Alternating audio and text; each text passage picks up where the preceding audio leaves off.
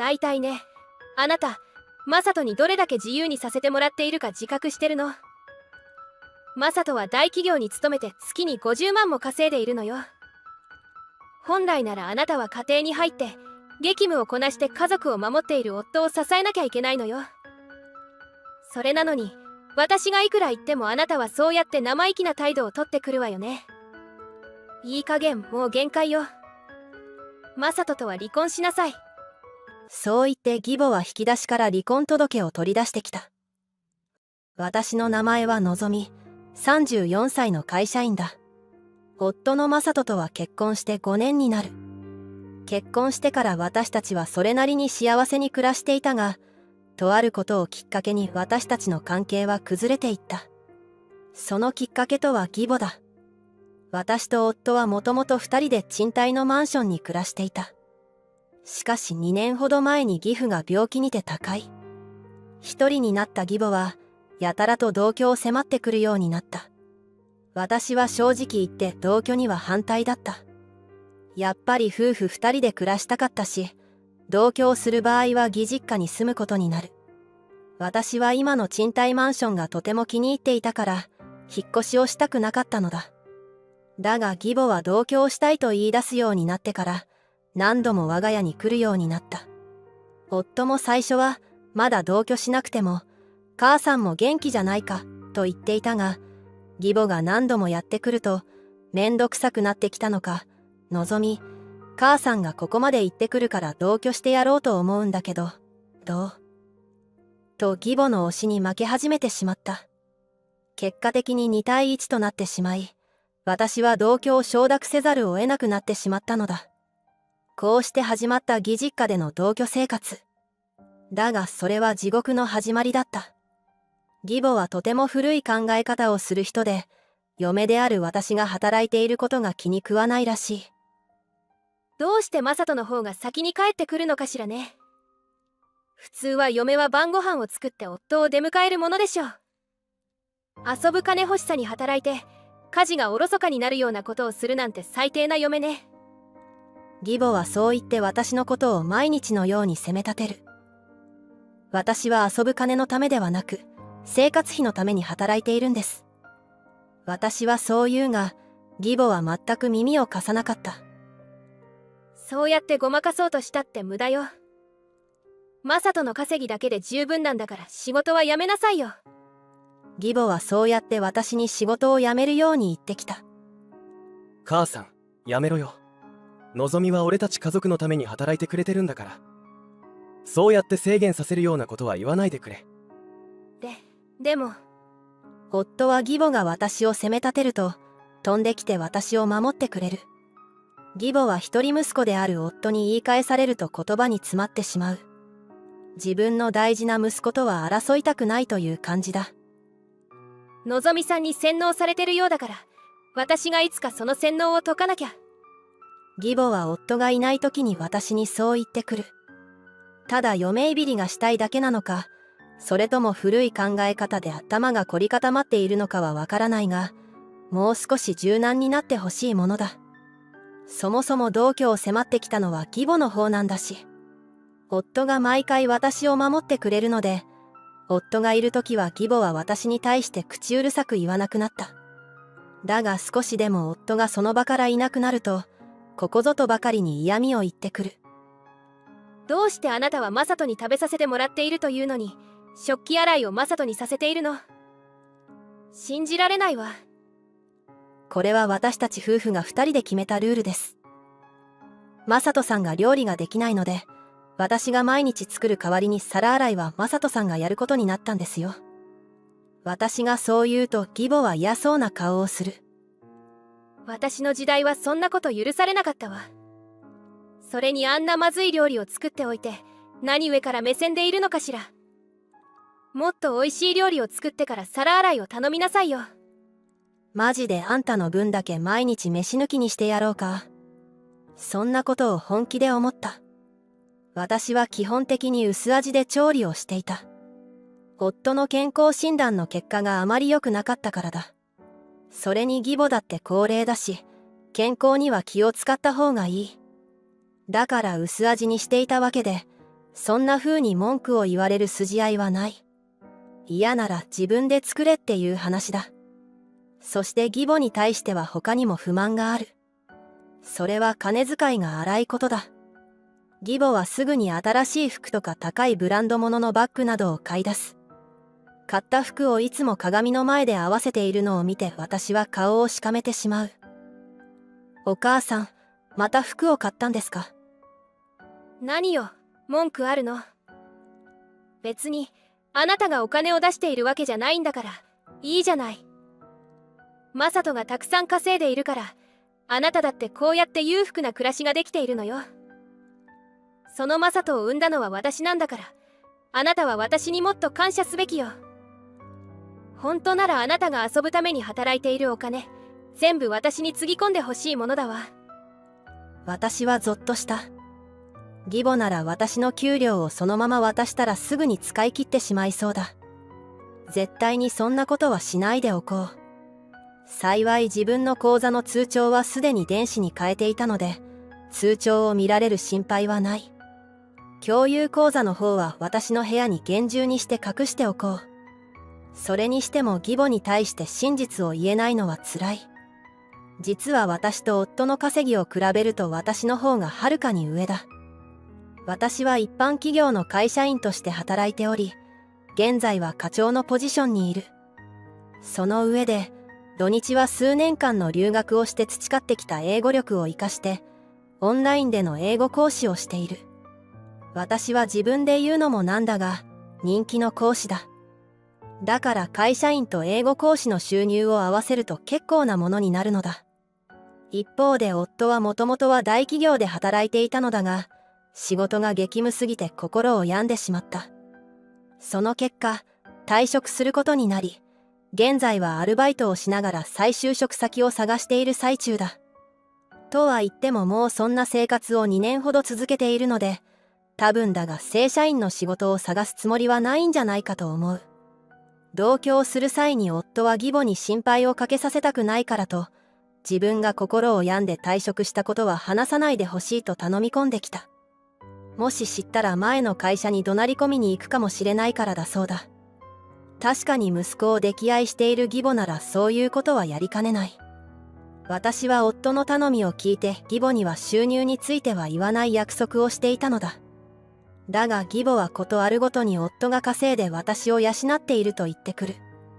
義母の無駄遣いだって私の収入から出ているというのに、こんな風に言われて存在に扱われるのは納得がいかない。少しずつ私の中でストレスが溜まっていった。そんな中、ある日私のもとに友人から連絡が。彼女とは忙しくて半年ほど会っていなかった。だからいきなり連絡が来て嬉しかった。もしもし、どうしたの？あ、のぞみ。旦那さんってまだ再就職ってしてないんだよね。そうだけど、なんで旦那の話？いや、私さっき取引先のところから帰ってくるところで、車で街中を通ったんだけど、のぞみの旦那さんが若い女の子と腕を組んで歩いているのを見かけちゃって。私は頭が真っ白になった。夫が不倫。そんな、ありえない。私たちは喧嘩することだってあるけれど、仲のいい夫婦だ。夫は義母から私のことを守ってくれるし、家では普通に会話もする。それなのに不倫だなんて。だが友人が冗談を言っているとも思えない。久しぶりの連絡だし、しかも仕事をしている日中にわざわざ電話をかけてきている。そんな悪ふざけをする友人ではない。私は夫を信じたい気持ちと不安な気持ちで心の中がぐちゃぐちゃになった。これはもう白黒はっきりさせるしかないと思い、私は興信所に調査を依頼することに。調査結果が出るまでの数週間は本当に落ち着かなかった。そしてそういう時に限って義母はめんどくさかった。マサト、私今度海外旅行に行きたいわ。海外？どうして急に？お友達がね、還暦のお祝いに息子さんからヨーロッパ旅行をプレゼントしてもらったんだって。だから私も今度の誕生日にヨーロッパ旅行に行きたくて。そうか、母さんは今度還暦か。夫は腕を組んで目の前で考え出した。いやいや、あんたが悩むことじゃないから。お金を出してるのは私。そして絶対に反対。私はそんなことを心の中で考えていた。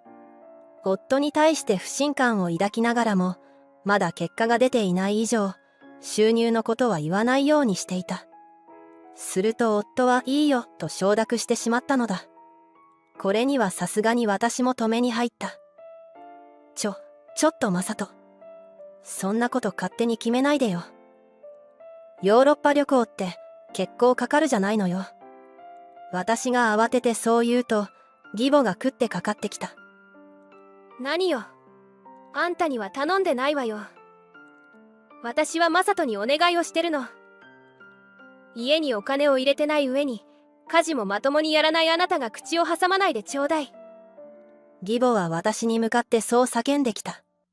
そして止まらなくなったのか、さらにこう続けた。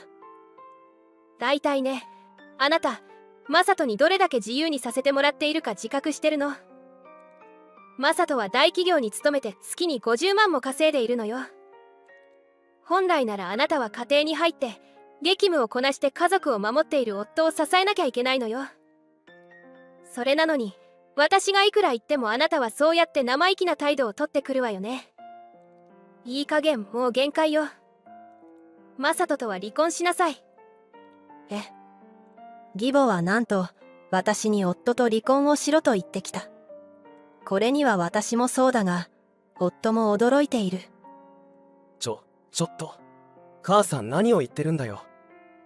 離婚だなんて勝手に決めるなよ。マサト、あなたこの女に騙されているよ。この女はね、あなたを都合よく利用してるだけなんだ。だからこのまま一緒にいたらきっと不幸になるわ。だから別れなさい。そう言って義母は引き出しから離婚届を取り出してきた。まさかこんなものまで用意しているとは思わなかった。夫もびっくりしている。母さん、いい加減にしてくれよ。なんで離婚届まで用意してるんだよ。夫はどうやら私とは離婚をする気はないらしい。この時、私は少しだけ淡い期待を持っていた。夫が私と離婚をしたがらないのは、私のことを愛しているからだと。そして友人が見たのは他人の空似だと。夫は不倫なんてしておらず、ちゃんと私のことを思ってくれている。そう信じたかった。だから夫が拒んだように私も離婚届にサインすることは拒んだ。しかしそんな私の淡い期待はすぐに打ち消されることになる。興信所の調査結果が出たと連絡が来たので、私はそれを受け取った。中身を確認すると、そこには夫の不倫の現場を写した写真が何枚も入っていた。やっぱり夫は不倫をしていたのだ。私はショックだった。そして同時に激しく怒りが湧いてきた。家ではいい夫を演じておいて、夫は裏では若い女と楽しく過ごしていたのだ。不倫相手はバイト先のカフェの店員だそうだ。24歳で私や夫よりも10歳も年下だ。相手がそんなに若いこともあったのか、私は一瞬にして夫への愛情が冷めた。そしてそのタイミングで義母が本当にヨーロッパ旅行を予約してしまった。もちろん私は行くつもりはなかったのだが、義母は勝ち誇った顔で、のぞみさん、あなたはお留守番よ。いつもマサトの稼ぎを好き放題使ってるんだからね。と言ってきた。ただでさえ私が行かないのに、嫁いびりがひどい義母と不倫をした夫の海外旅行費なんて出したくはない。だから私は夫に耳元で言ってやった。あなた、今回は自分のお金で行ってね。すると夫はかなり動揺して小声で言い返してきた。ちょっと待ってくれよ。夫婦のことなんだからちゃんと支払ってくれよ。あくまでも私に頼るつもりのようだ。この時、夫が私のことをお金を稼いでくる、都合のいい家政婦という風にしか認識していないことがはっきりと分かった。私、あなたと離婚するわ。は？どうして離婚になるんだよ。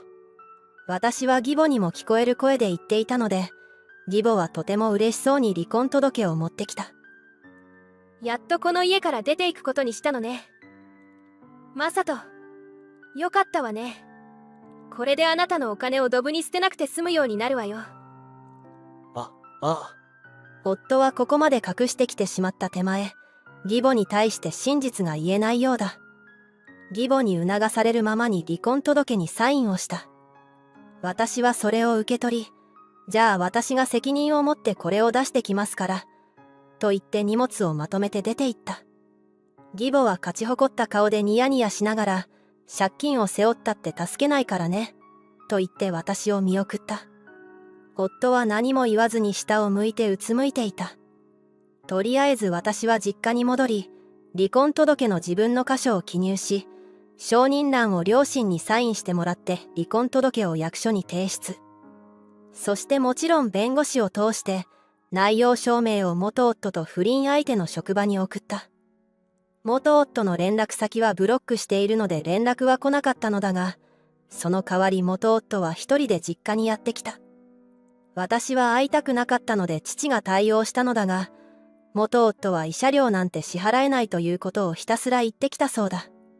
義母がいないところを見ると、おそらくまだ義母には何も話していないのだろう。父が元夫を問答無用で追い返してくれたので、私は元夫の顔を見ずに済んだ。そして弁護士を通して、分割でもいいから必ず支払うことを約束させた。だがそれから3ヶ月ほど経った頃、今度は元義母と元夫が2人で実家に押しかけてきた。私は両親の勧めで実家で暮らしていたので、ちょうど2人が来たタイミングに家にいた。今回もまずは父が対応してくれた。私と母は聞き耳を立てながら様子を見る。すると元義母の叫び声が聞こえてきた。どうして私たちの家のライフラインが全て止まるのよ。あんたのところの娘が何か細工をしたんでしょ。もしかしてマサトの給料を横取りしてるんじゃないでしょうね。そんな声が聞こえてきて、この人は逆にすごいなと感心してしまった。自分の息子の非は決して認めないんだな。あくまで私を悪者にしたいんだな。私はなんだか元義母が哀れに思えてきて、二人の前に顔を出すことにした。元義母は私に気づくと目を見開いて怒鳴った。あんた、やっと顔を現したわね。あんたのせいでマサトも私も大変な目に遭ってるのよ。どうやったか知らないけど、早く電気や水道を使えるようにしなさいよ。あんたのせいで私は還暦のお祝いのヨーロッパ旅行にも行けなかったんだから。そのように叫ぶ元義母に私は冷静に言ってあげた。離婚をした時点で私には公共料金の振り込みなどを行う役目はないです。その辺はすべてマサトさんにお任せしていますよ。ライフラインが止まるってことはマサトさんの給料では支払えていないからじゃないですか。私がそう言うと元義母は声を荒げた。あんたバカなの。マサトは大企業に勤めていて、今は月50万を稼いでいるのよ。支払いができないわけないでしょ。どうやらやっぱり元夫は元義母に言っていないようだ。私は現実を教えてあげようと、自分の源泉徴収票を元義母に見せてあげた。こっちが会社の収入で、こっちが英語講師での収入です。英語講師。